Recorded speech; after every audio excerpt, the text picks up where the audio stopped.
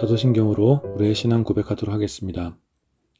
전능하사 천지를 만드신 하나님 아버지를 내가 믿사오며 그 외아들 우리 주 예수 그리스도를 믿사오니 이는 성령으로 잉태하사 동정녀 마리아에게 나시고 본디오 빌라도에게 고난을 받으사 십자가에 못 박혀 죽으시고 장사한 지 사흘 만에 죽은 자 가운데서 다시 살아나시며 하늘에 오르사 전능하신 하나님 우편에 앉아 계시다가 저리로서 산자와 죽은 자를 심판하러 오시리라. 성령을 믿사오며 거룩한 공회와 성도가 서로 교통하는 것과 죄를 사하여 주시는 것과 몸이 다시 사는 것과 영원히 사는 것을 믿사옵나이다. 아멘.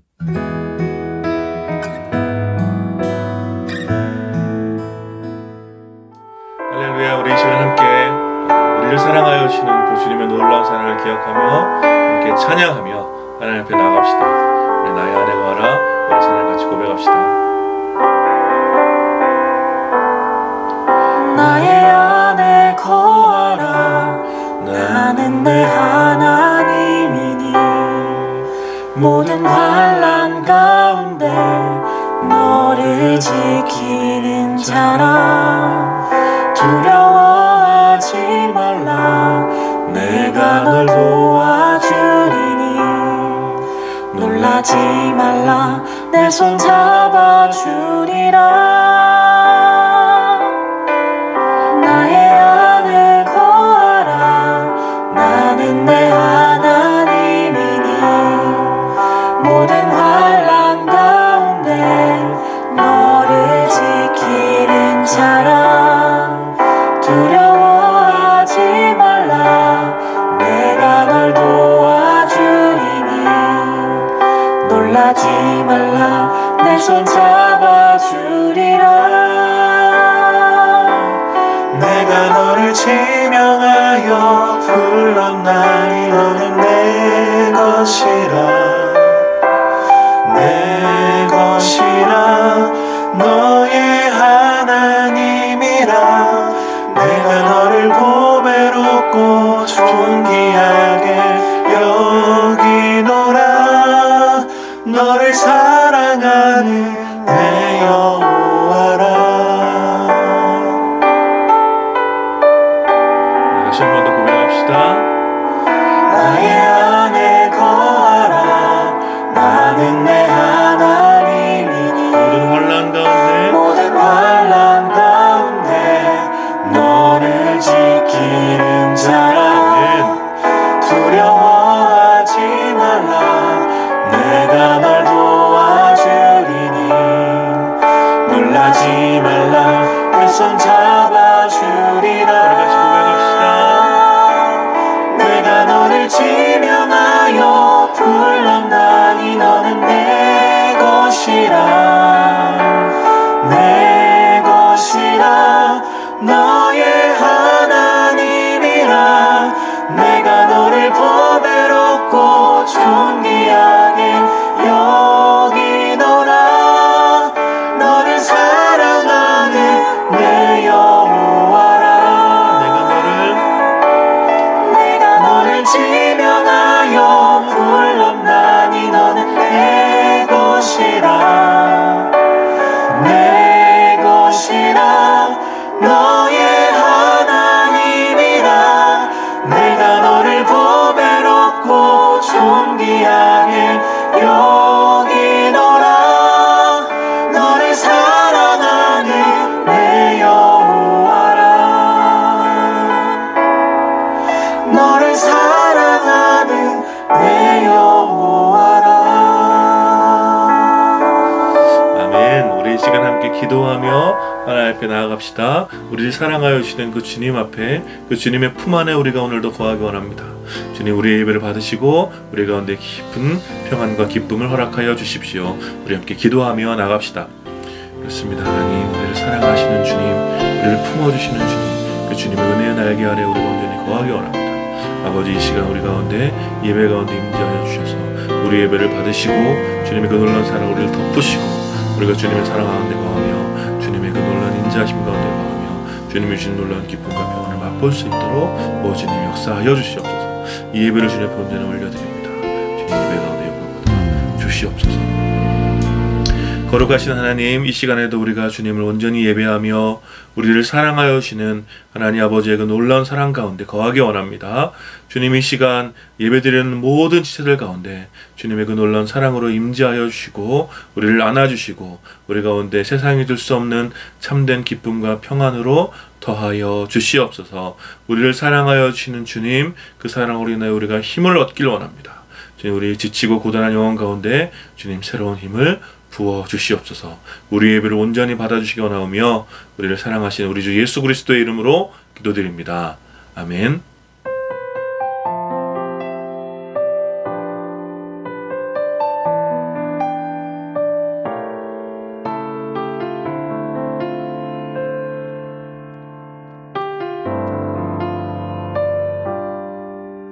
너의 모습 그대로 너의 모습 그대로 사랑해 사랑해 사랑해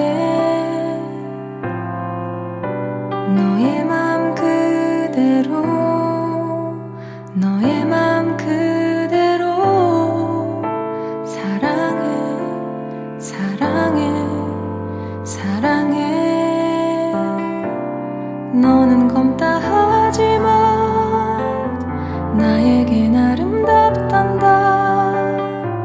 너는 멀리 왔다 하지만 널 따라 나도 왔단다. 너는 나의 전부란다. 널 위해 날 주었단다. 그런 너는 나의 눈에 검은 아름답다.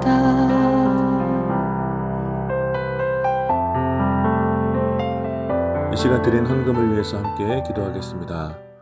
거룩하신 하나님, 지난 한 주간에도 우리의 모든 시간에 동행하셔서 선한 길로 인도하여 주시니 감사와 찬양을 신실하신 하나님께만 온전히 드립니다. 특별히 이번 주간 민족의 명절을 맞이하여 많은 이들에게 쉼을 주시고 또 만남의 기쁨들을 허락하여 주시니 더욱 감사드립니다.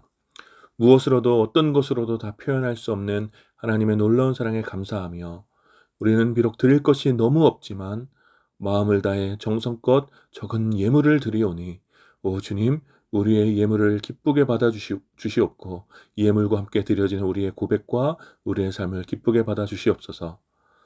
특별히 이 예물과 삶을 드리는 모든 성도들이 크고 작은 문제들 가운데 낙심하지 않도록 오 주님, 마르지 않는 주님의 은혜를 때에 따라 풍성하게 부어주시기를 원하옵나이다. 특별히 이 예물이 사용되어지는 곳에 하나님의 크신 사랑과 어두움을 밝히는 영광의 빛이 드러날 수 있도록 성령 하나님 역사하여 주시옵소서.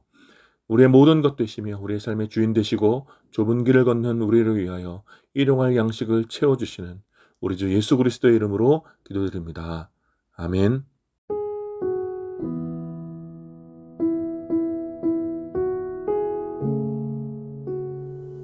오늘도 홀씨교회 온라인 주일 예배 함께 참여해 주신 모든 분들을 환영하고 축복합니다. 함께 모여서 예배드리지 못하지만 여러분들이 예배드리는 그 자리에 하나님의 거룩한 임재와 또 말로 다 할 수 없는 충만한 은혜가 임하기를 마음을 다해 축복합니다.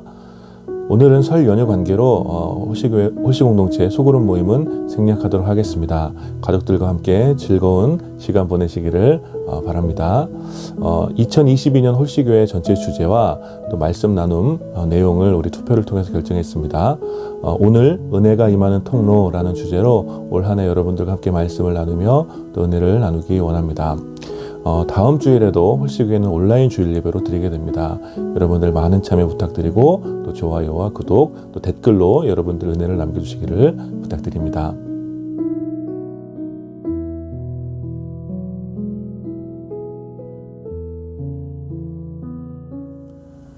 오늘 함께 나눌 하나님 말씀은 사도행전 11장 19절부터 21절까지 말씀입니다. 제가 봉독하겠습니다.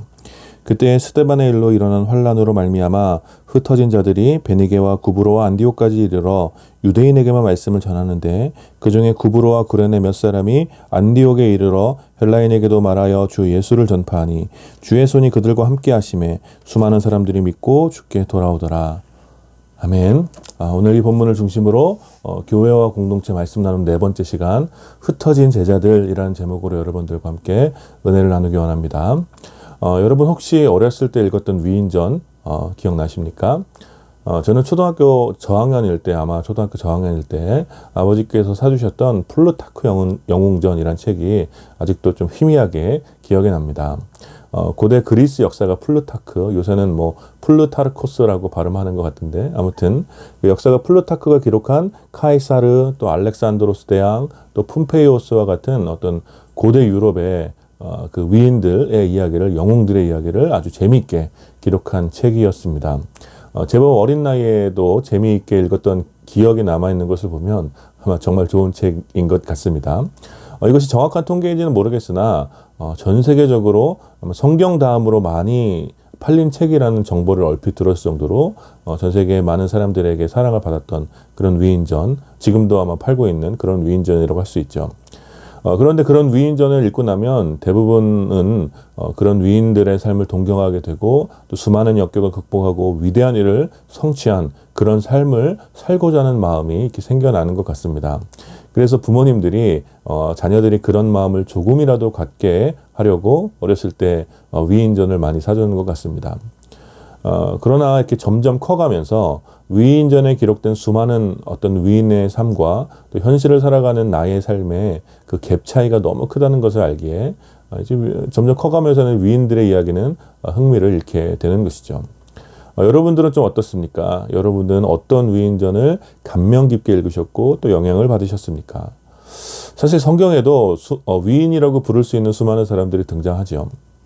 노아, 아브라함, 요셉, 모세, 여호수아, 삼손, 다윗, 솔로몬 등등등 우리가 위인으로 부를 수 있는 수많은 인물들이 성경의 이야기에는 가득합니다. 그래서 신자들은 그런 신앙의 위인들을 본받아서 어떤 영적 거인이 되고자 하는 소망을 자연스럽게 품게 됩니다. 동양 문화나 서양 문화나 할 것 없이 역사에 자신의 이름을 남기는 것, 명예와 찬사를 받는 삶을 사는 것, 이것은 많은 이들에게 굉장히 가치 있는 삶으로 여겨지는 것이죠. 그래서 어쩌면 신자들 역시 하나님 나라의 역사에 이름을 남기고자 하는 그런 열망을 갖게 되는지도 모르겠습니다. 그러나 성경의 관심은 조금 다른 데에 있는 것 같습니다. 비록 성경에 위인이라고 부를 수 있는 많은 사람이 등장하지만 성경의 초점은 그들에게 있지는 않습니다. 그리고 오늘 우리가 함께 읽은 본문은 이러한 관점에서 성경의 초점을 보다 분명하게 보여주고 있습니다. 사도행전의 초반은 초대교회의 강력한 부흥의 역사를 기록하고 있죠. 예수 그리스도를 십자가에 못 박게 했던 수많은 유대인들이 회심하게 되고 또 그들이 세례를 받아 모든 차별과 편견을 뛰어넘는 놀라운 공동체를 세워갔죠.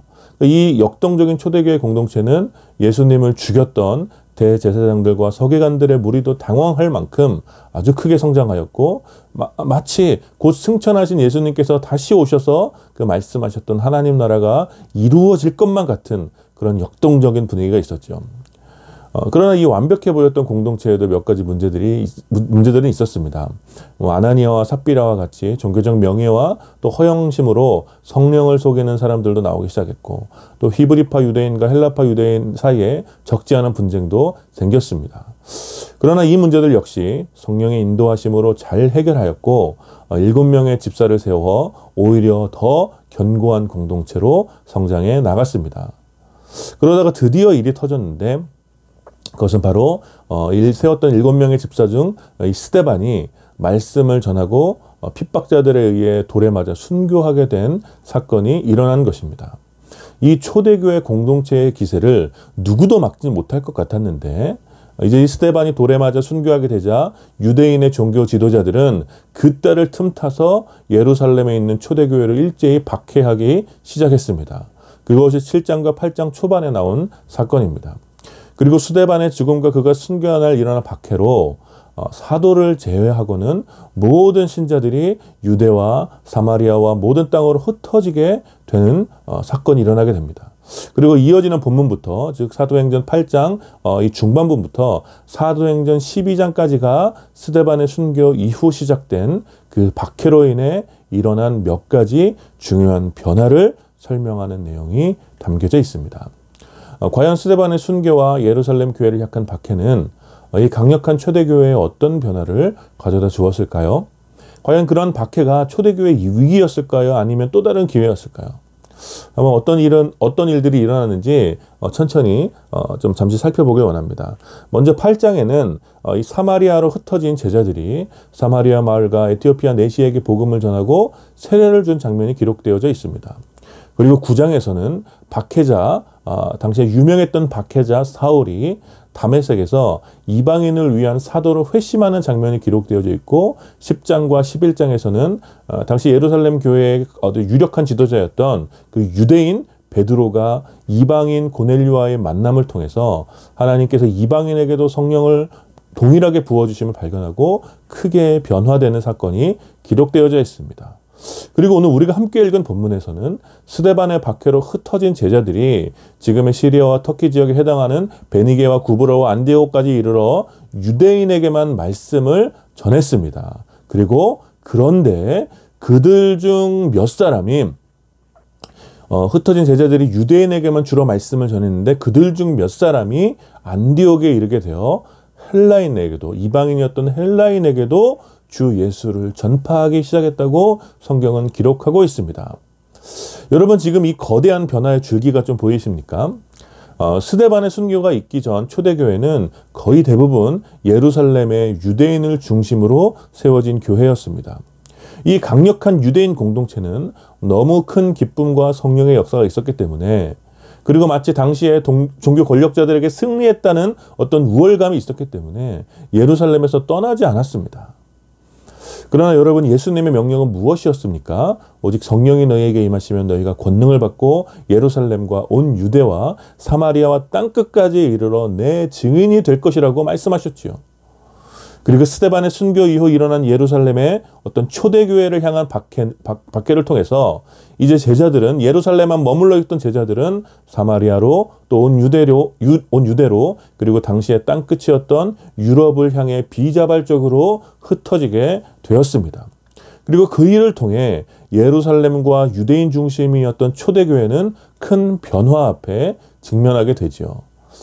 그것은 유대인들에게 개, 돼지로 취급받았던 이방인들과 함께 하나님 나라의 공동체를 이루어가는 것이었습니다. 여러분, 이것은 지금의 우리들에게 매우 자연스러운 일이지만 당시에는 엄청난 변화였습니다. 이것은 예루살렘에서 회심한 유대인들이 자신의 문화적 전통에서 굉장히 거슬렸던 죄인과 의인이 함께하고 또 부자와 가난한 자들이 함께 모여 공동체를 이룬 것보다 훨씬 더 급진적이고 받아들이기 어려운 거대한 변화였습니다. 오늘 우리가 살펴보진 않겠지만 이 거대한 변화가 얼마나 굉장히 큰 변화였는지 사도행전 15장에서는 바로 이 문제로 인해서 따로 전체 교회가 모여서 회의를 할 정도로 엄청나게 중요한 변화였다는 것이죠. 할례받지 못한 자들에 대하여 노골적으로 혐오감을 가지고 있었던 유대인들이 과연 이 변화, 할례받지 못한 자들과 함께 모여 공동체를 세워야 하는 이 변화를 받아들일 수 있을까? 매우 부담스럽고 어려운 상황이었다라는 거예요. 그러나 이 변화는 예수 그리스도를 따르는 이 공동체가 오직 유대인을 중심으로 유대인들을 위한 공동체가 될 것인가? 아니면 온 땅에 충만하여 모든 민족이 함께 어린 양 대신 예수 그리스도를 찬양하는 우주적 공동체가 될 것인가를 결정하는 매우 중요한 변화였다라는 것입니다. 당연히 하나님께서는 성경 곳곳에서 증언하신 바대로 모든 민족 가운데, 온 세상 가운데 충만한 교회를 세워가기 위하여 유대인을 넘어서는 새로운 공동체를 세워가기를 원하셨습니다. 그래서 바로 그 놀라운 변화를 이끌어갈 새로운 사람들이 필요했던 것입니다.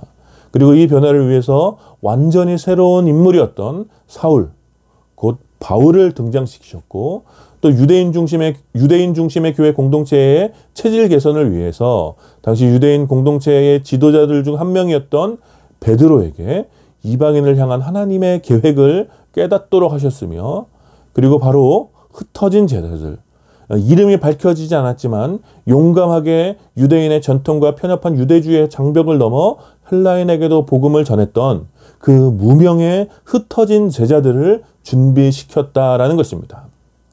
여러분, 이 사도행전 7장부터 12장까지의 이 기록은 신약시대와 오늘의 우리를 연결해주는 매우 중요한 전환의 메시지가 담겨져 있습니다.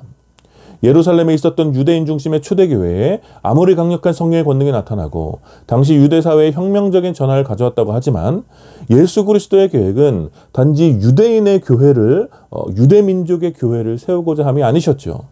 그래서 철저하게 예루살렘과 유대인 중심이었던 초대교회는 보다 강력한 변화가 필요했고 이제 스데반의 순교와 큰 박해를 기점으로 거대한 전환의 시기에 직면하게 된 것입니다.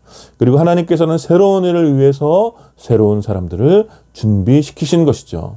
저의 한결같은 믿음은 무엇이냐면 하나님께서는 모든 역사 가운데 새로운 일을 행하시고 그 일을 위해서 그 시대에 새 시대의 사람들을 사용하신다라는 것입니다. 예수 그리스도께서는 박해자 사울을 회심시켜 이방인의 사도로 세우셨고 철저한 유대주의자였던 베드로를 변화시켜 이방인에게도 구원이 임하심을 깨닫도록 하셨습니다. 여러분들도 아시다시피 이 두 사람은 어쩌면 초대교회의 위인처럼 보일 수 있죠. 놀라운 바울의 전도 여행과 또 많은 교회를 세우고 돌본 열정적인 바울의 사역을 생각할 때 과연 누가 바울처럼 주를 위해 헌신할 수 있을까? 정말 경이롭습니다. 또 초대교회의 기둥과도 같았던 베드로, 예수님이 부활하기 전 격한 감정의 동요를 겪었던 베드로는 이제 초대교회에서 수많은 반대자들을 설득하고 회심시켜 초대교회를 안정적으로 세워갔던 중요한 인물이었습니다. 이 둘은 초대교회를 이야기하고 설명할 때, 생각할 때 빠져서는 안 될 굉장히 대단한 주의 제자들이죠. 그러나 오늘 우리가 함께 읽은 본문, 그리고 이어지는 본문은 조금 다른 관점을 보여줍니다. 그것은 바로 알려지진 않았지만 그 사람이 누구인지 이름조차 밝혀지지 않았지만 여자인지 남자인지 젊었는지 늙었는지 전혀 알 수 없는 그런 사람이지만 바로 흩어진 주의 제자들 가운데 헬라인에게도 복음을 전한 그 누군가가 초대교회의 놀라운 확장에 크게 기여했다라는 사실을 성경이 분명하게 보여준다라는 것이죠. 바울과 베드로의 사역과 공로를 인정하지 않는 것은 아니지만 그들만큼 중요하게 기억해야 할 사실이 바로 흩어진 무명의 제자들이라는 것입니다. 21절 말씀을 보면 주의 손이 그들과 함께 흩어진 이 무명의 제자들과 함께 하심에 수많은 사람들이 믿고 주께 돌아왔다라고 기록하고 있습니다. 그리고 그들에 의하여 어떤 일이 일어나는가? 바로 그 유명한 안디옥 교회가 세워지게 됩니다. 흩어진 주의 제자들이 전한 복음, 그리고 회심한 이방인들을 중심으로 세워진 안디옥 교회는 이후에 사도행전의 역사를 바꾸고 움직이는 중심적인 교회로 성장하게 되죠. 안디옥 교회 신자들은 바나바와 바울의 가르침을 통해 많은 이들에게 아마 사도행전에 처음으로 나오는 그리스도인이라고 칭함을 얻게 됩니다. 여러분, 유대인들이 유대인 예수를 따르며 그리스도인이 된 것과는 매우 다른 놀라운 일이죠. 이방인이 특별히 유대인에게 무시를 당하고 유대인과 전혀 상관없던 그 이방인들이 자신의 민족의 신이 아니라 유대인이 믿는 그 신의 도를 따라서 그리스도인이 되었다는 것, 이것은 당시의 종교 문화적으로 매우 이례적이고 충격적인 사건이라는 것입니다. 그리고 11장 마지막에서는 바로 이 안디옥 교회가 예루살렘 교회의 어려움을 듣고 구제하는 장면으로 마무리되는데, 여러분, 이것은 바로 변화의 이 대전환의 시기에 매우 상징적인 장면이라고 할 수 있습니다. 이제 역사의 중심에서 하나님의 교회를 세워가는 중심은 예루살렘 교회에서 안디옥 교회로, 유대인 중심의 예루살렘 교회에서 이방인 중심의 안디옥 교회로 전환되고 있는 것이죠. 하나님께서는 이 일을 위해서 바울과 베드로와 같은 이들을 변화시켜 세우셨고, 그와 더불어 흩어진 제자들, 흩어진 곳에서 일상을 살아냈던 그 평범한 제자들을 통해서 역사를 바꾸는 위대한 일을 성취하신 것입니다. 사랑하는 여러분, 오늘 이 말씀이 우리들에게 어떤 메시지를 주고 있습니까? 저는 여러분들과 여러 차례 나누었지만 바로 오늘 우리들의 시대가 오늘 함께 읽은 사도행전의 시대 못지않게 큰 변화 앞에 직면해 있다고 확신합니다. 계속되는 코로나는 어떤 전통적인 교회의 예배와 구조를 해체시키고 있고, 다가올 4차 산업혁명과 같은 시대의 변화는 교회와 신자들에게 아마도 많은 질문을 던지게 될 것입니다. 또한 오랫동안 교회와 신자들의 삶 가운데 스며든 세속화와 물질에 대한 깊은 의존성은 점점 강화되어서 복음의 가치마저 왜곡시키는 큰 위기 앞에 직면해 있는 것이죠. 어떤 사람들은 이러한 상황들을 박해라고 생각할 수도 있을 것 같습니다. 저 역시 그렇게 생각합니다. 오늘 우리 시대의 교회와 신자들은 큰 박해를 당하고 있죠. 그러나 중요한 것은 이 박해가 무엇을 위한, 도대체 무엇 때문에 일어난 것인지, 또 무엇으로부터 오는 박해인지 우리는 생각해야 된다는 것이죠. 스데반의 순교와 예루살렘 교회를 향한 박해를 주도했던 어떤 유대인 종교 권력자들은 아마도 예수의 죽음 이후 또다시 승리했다고 우쭐했을지도 모르겠습니다. 그러나 부활하신 예수 그리스도께서는 그 모든 상황을 주도하시며 유대인의 교회에서 온 땅에 충만한 교회로 놀랍게 초대교회 공동체를 확장시켜 나가셨죠. 그러므로 교회와 신자들을 향한 어려움, 이 박해와 고난에는 하나님의 뜻이 분명히 있습니다. 그 어떤 것도 하나님의 뜻보다 클 수 없으며 하나님의 섭리 밖에서 일어나지 않기 때문입니다. 그래서 우리들은 고민해야 합니다. 그리고 해석해야 합니다. 도대체 오늘의 이 위기, 오늘의 지금의 교회가 직면하고 있는 위기는 무엇 때문인가? 여기에 어떤 하나님의 섭리가 있는가? 묻고 해석해야 됩니다. 어쩌면 우리들 역시 예루살렘 교회의 유대인처럼 우리만의 교회에 우리만의 종교적 만족을 위한 신앙에 갇혀 있지는 않았었는지 반성해야 할 때가 아닌지 한번 살펴봐야 된다는 것입니다.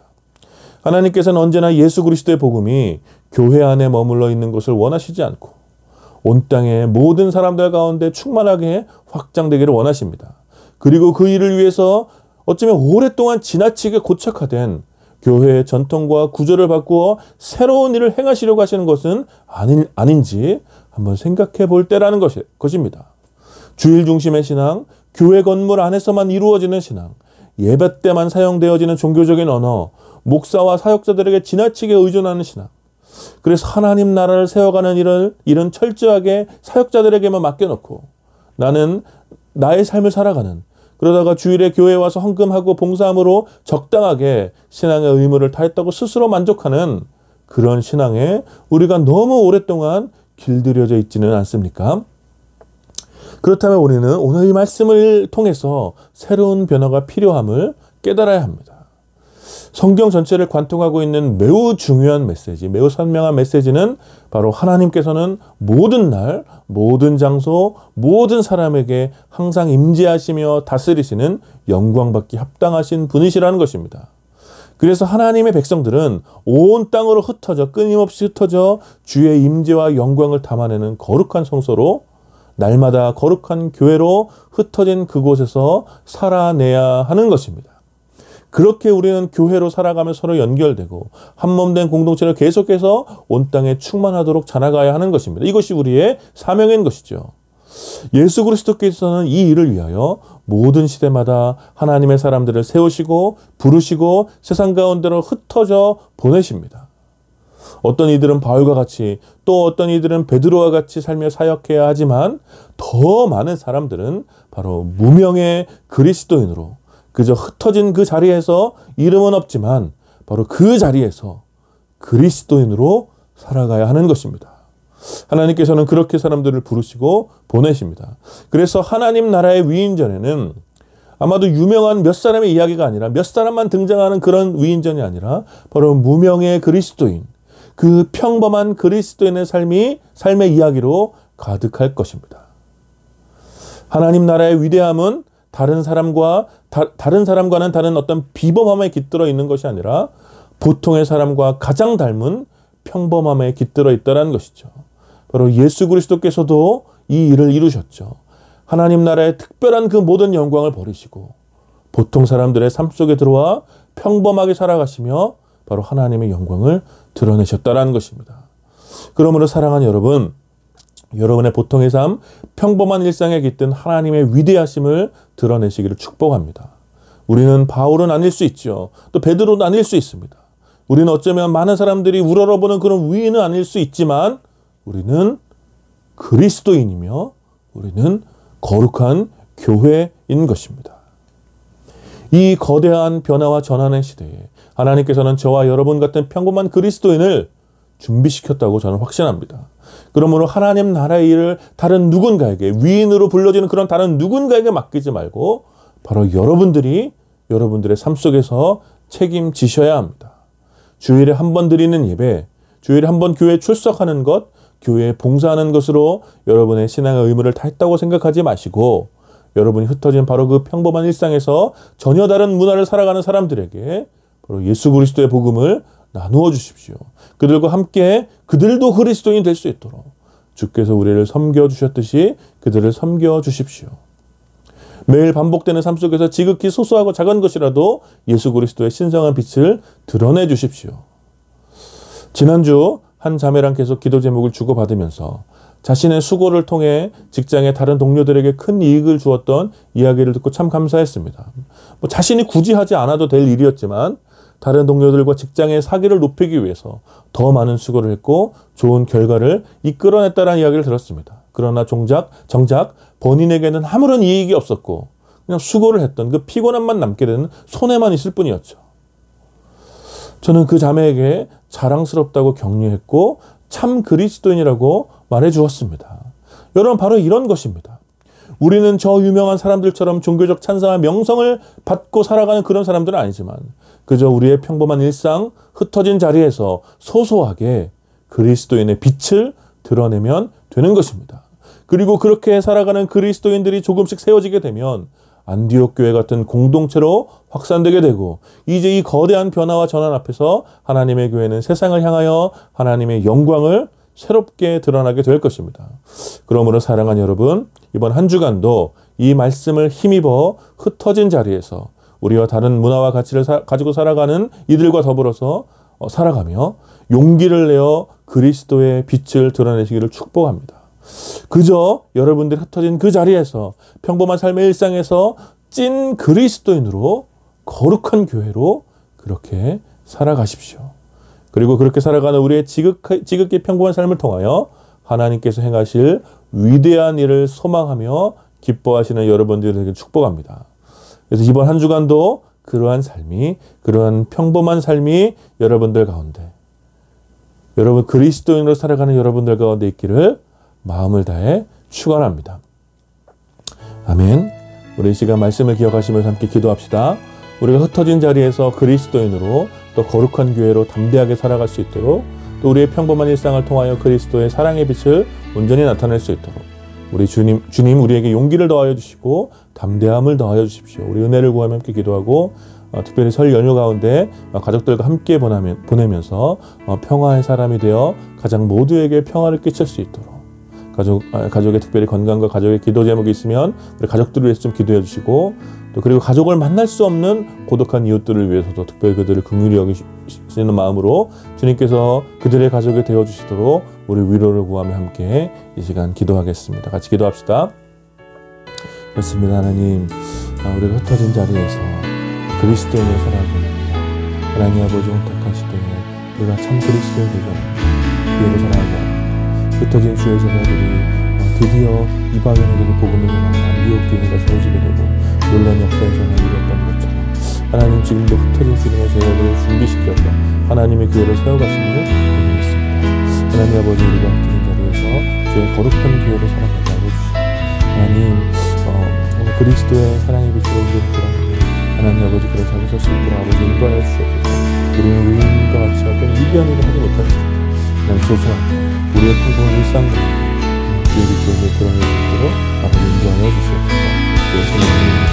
우리들과 함께 즐거운 시간을 보내게 해주시고 하나님 아버지 우리와 가족 가운데 평화의 서로 보면서 가족들에게 때는 특별히 기도해주시고 우리를 사용하여 주시고 특별히 여러 가지 상황에서 고통 가운데 가족들을 만나야 되고 가족들이 없는 우리를 긍휼히 여겨주시고 거룩하신 하나님 은혜를 감사합니다. 주님께서 흩어진 제자들을 통하여 이방인들에게 복음을 전하시고 안디옥 교회가 세워진 이 놀라운 사건을 저희가 함께 묵상했습니다. 하나님, 지금도 여전히 하나님께서 하나님의 교회를 세워가시기 위해 흩어진 주의 제자들을 사용하심을 저희는 믿습니다. 하나님, 이 믿음을 가지고 저희가 흩어진 일상에서 평범한 삶 가운데 예수 그리스도의 신성한 빛을 드러낼 수 있는 그런 삶을 살 수 있도록 주님 우리를 사용하여 주시옵소서. 우리가 비록 위대한 삶은 아닐지라도 지극히 평범하고 지극히 연약한 삶을 살아가는 그런 사람들이지만, 그러나 우리가 있는 자리에서 진정한 그리스도인으로 또 거룩한 교회로 온전히 살아갈 수 있도록 주님 우리에게 용기를 더하여 주시고 담대함을 더하여 주시옵소서. 그래서 흩어진 우리들의 삶을 통하여, 흩어진 곳에서 교회가 되는 우리의 삶을 통하여 이 변화의 시대, 이 거대한 전환의 시대에 하나님의 거룩한 영광이 다시 온전히 드러날 수 있도록 주님 우리를 사용하여 주시옵소서. 감사드리며 우리 주 예수 그리스도의 이름으로 기도드립니다. 아멘. 지금은 우리 주 예수 그리스도의 은혜와 성부 하나님의 다함이 없는 사랑과 성령 하나님의 위로하심과 교통하심이 오늘 함께 예배드리며 흩어진 곳에서 평범한 그리스도인으로, 온전한 그리스도인으로 살아가기를 다짐하며 또 흩어진 그곳에서 거룩한 교회가 되기를 힘쓰기를 원하는 모든 주의 백성들 가운데, 그리고 이 예배에 참여한 모든 지체들 가운데 이제로부터 영원까지 함께 있기를 축원하옵나이다. 아멘.